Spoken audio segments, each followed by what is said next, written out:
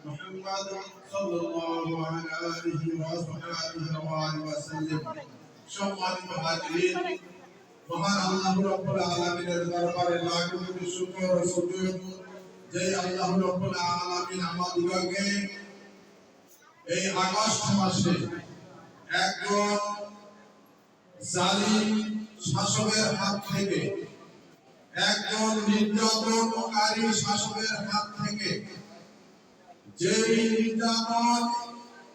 তোমরা হয়তো অনেকেই মোবাইলে দেখেছ আয়না ঘরের মতো একটি ঘরে নির্জন